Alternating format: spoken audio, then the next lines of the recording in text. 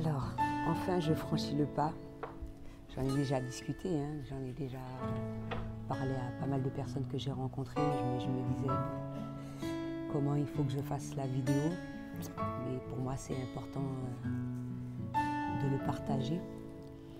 Alors effectivement, hein, je suis restée 2 mois et je savais que j'allais en rire. Maintenant, au moment où j'y étais, alors que je n'en riais pas du tout durant ce laps de temps-là, ça a été difficile plus ou moins. Déjà la première nuit, avant la première nuit, je pensais que ça aurait été facile pour moi de trouver un endroit où ne serait-ce que dormir. J'aurais pu le trouver facilement, ça n'a pas été le cas. Donc déjà la première nuit, lorsque j'ai réalisé ça, tu penses bien, j'ai pleuré énormément, toutes les larmes de mon corps, je pense. Et puis après, j'ai constaté qu'il y avait des personnes dans ma situation également. Donc je me suis dit, bon, donc c'est pas la peine de te mettre dans cet état-là, puisqu'il y a pire. Quand je dis pire, j'ai vu une femme avec son enfant. Elle a dû rester 4 jours, heureusement pour elle, qu'elle a pu trouver une solution assez rapidement. Et diverses personnes, dont des personnes qui sont là depuis 15 ans. Mais il y en a différents styles.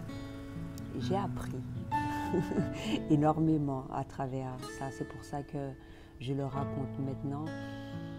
Il y en a qui pensent qu'ils n'ont aucune issue. Pour eux, c'est un cadeau de rester là en fait. Ils pensent qu'ils n'ont même pas la possibilité d'avoir plus. Il y en a qui décident de rester là parce qu'ils s'y plaisent, tout simplement. Il y en a qui sont là de manière temporaire et ils retournent à l'étranger. Et bon, j'ai rencontré, que ce soit les voyageurs, tout ça, tu penses bien, durant 2 mois, tu as le temps de discuter avec diverses personnes, etc. Et d'apprendre énormément. Alors comment j'ai fait? C'est vrai que c'est difficile. Tu essayes de dormir du mieux que tu peux, surtout en étant femme, de te protéger également. Je me recouvrais avec une tenture du moins, que je n'ai plus à l'heure actuelle. C'était très difficile. Je pense que la première nuit où j'ai dormi à l'hôtel, où je me suis permise ça, que je me suis offert ce privilège, c'était vraiment agréable de retrouver un contact avec un lit. Surtout, et il n'y a pas que ça, c'est pas dormir sur un siège, faire de façon à ce que ses bagages soient près de soi pour pas qu'on les vole. Il y a le bruit des micros quand il y a une annonce, il y a le bruit des machines lorsqu'il y a le nettoyage de l'aéroport.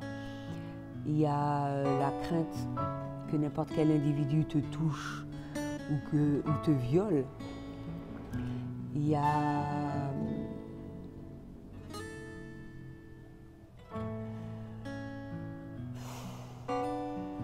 aussi la crainte qu'on te dise de ne pas rester, parce qu'on me l'a déjà dit à maintes reprises. Et donc à ce moment-là, quand je ne pouvais vraiment pas rester là, je restais 3 heures de temps, le temps que je puisse avoir la possibilité de retourner dans l'aéroport, parce qu'on me disait d'aller à la gare. Durant cette période-là, qui était janvier, février, il faisait énormément froid. Donc il y avait ça aussi, il y a le froid. j'avais constamment mon menton sur moi. Je restais la majeure partie du temps au même endroit, près d'un radiateur, pour ne pas avoir froid. Et franchement, je ne voyais pas d'autre solution parce que ça m'est déjà arrivé d'aller à l'extérieur pour faire des courses, pour que ça me revienne moins cher, pour bien gérer mon budget, pour refaire mon passeport parce qu'il était périmé. Et lorsque je voyais des tentes à l'extérieur pendant qu'il neigeait, je me demandais, mais purée, comment les gens y font? Durant cette période-là, j'ai pensé à un auteur justement qui a fait un livre que je t'invite à le regarder et dont j'ai déjà parlé, Conversation avec Dieu. Il y a le film sur YouTube qui est en entier. J'ai déjà partagé des citations où j'ai dit que j'ai vraiment beaucoup perdu, mais je pense qu'à ce moment-là, j'ai réellement tout perdu et jusqu'à ce que je sois limitée à un sac à dos en fait. Et mes enfants, c'est tout ce que j'ai à l'heure actuelle dans ma vie, et, les amitiés que j'ai rencontrées, etc. etc.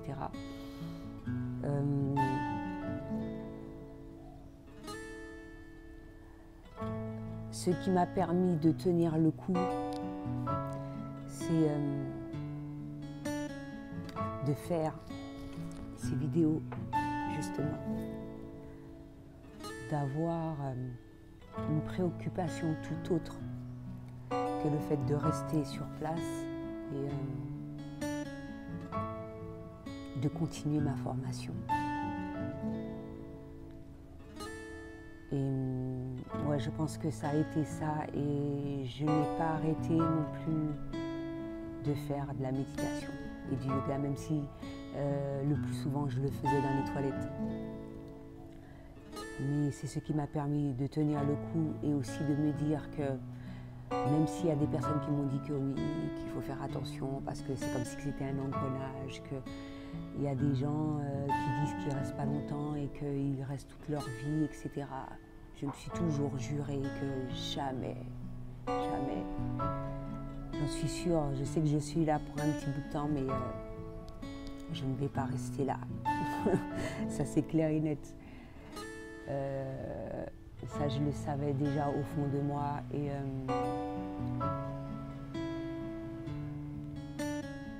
l'aide de pas mal de personnes. J'ai une dame forte, aimable, qui me donnait des choses le matin. Quand elle me voyait, elle travaillait sur place.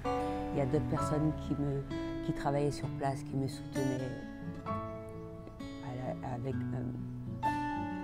qui m'aidaient par le simple fait de discuter avec eux. Et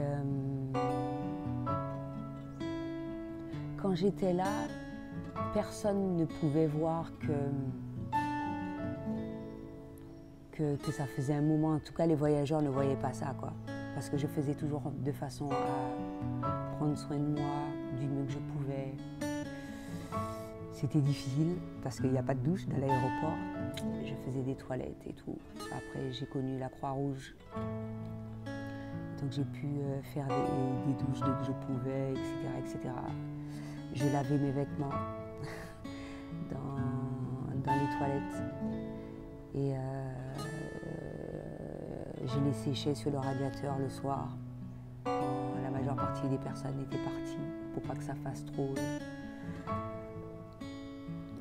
Pas forcément par honte, hein, pour pas que ne pas trop envahir l'espace, c'est-à-dire ne pas qu'ils se disent que,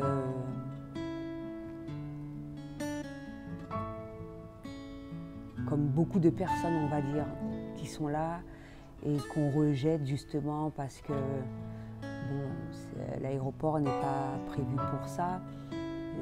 Il te laisse l'opportunité de rester. Mais le but, c'est pas de salir ou bien de monopoliser l'espace, on va dire. Donc je me faisais toute petite pour rester le nombre de temps qu'il faut, on va dire. c'est plus par rapport à ça. Et par rapport, je luttais aussi contre l'hygiène parce que, bon, comme tu sais, c'est un endroit sale, il y a beaucoup de clochards et d'SDF, dont moi j'en faisais partie. Mais il y a des gens qui sont vraiment, qui ont laissé tomber et ils ne prennent plus soin d'eux. Et donc le manque d'hygiène, ça amène de mauvaises odeurs et dont des maladies, dont la gale.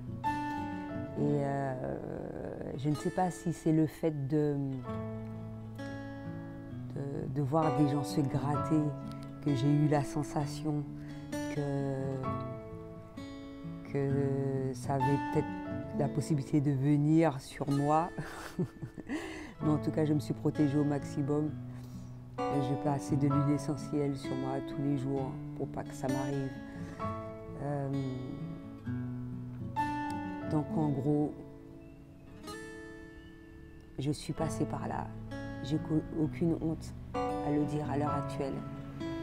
Ça me fait penser à justement cette auteure-là, dont lui, il lui est arrivé pire. Et il a dû même manger dans les poubelles. Peut-être ça aurait pu m'arriver. Hein. Je pense que tu n'as aucune honte quand tu as faim, parce que ça m'est arrivé d'avoir faim aussi. Je suis déjà restée une journée sans manger. J'ai déjà demandé de l'argent. Et ce qui est fort regrettable, c'est que c'est plus facile d'obtenir des clopes, même des paquets de clopes. On m'a déjà donné des paquets de clopes. Mais de l'argent pour manger, on ne t'en donne pas, forcément. Et je connais toutes ces choses-là et franchement, si c'est pour revenir en France et être dans ces conditions-là, je préfère être dans un pays étranger. Et parce que dans un pays étranger, au moins, tu peux trouver, comme je suis à l'heure actuelle, un lit à 2 € la journée. Et donc je préfère ça, et sans compter tout ce que j'ai dit dans les vidéos, c'est pas anodin. C'est clair que j'ai un grand vécu par rapport à mon enfance, etc. Mais j'ai eu cette phase-là et ça m'a énormément appris. Et ça m'a rendue plus forte.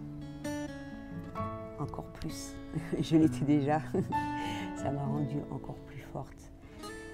Et sache que si un jour tu dois être amené à te retrouver dans cette situation-là, parce que bon, je ne suis pas la seule. Peut-être que toi, ça peut t'arriver. Le seul message que je pourrais te dire, c'est que de ne pas baisser les bras, de te battre, c'est te dire que c'est juste une phase. S'il faut passer par là pour être encore plus fort, pour obtenir le meilleur, etc., c'est pas grave. Et en tout cas, de ne pas faire comme certaines personnes qui se noient dans la drogue, dans l'alcool, qui utilisent l'argent qu'ils perçoivent uniquement pour ça, quoi. Et qu'ils pensent qu'il n'y a aucune issue, hormis le fait de dormir à l'aéroport. Retire ça de ton esprit, c'est possible. Moi, j'y suis arrivée, donc toi, tu y pourras. Et dis-toi que ce soit que pour ça, que ce soit pour n'importe quelle chose qui peut t'arriver dans ta vie. Il y a pire. Il y a des gens qui sont déjà passés par cela. Et parfois, encore une fois, il faut savoir tout perdre pour recommencer à zéro. Même si des fois ça va prendre du temps. Ça va prendre le temps qu'il faudra pour que tu puisses comprendre un certain nombre de choses et te relever. Vivre. Et je pense avoir tout dit, en tout cas pour le moment.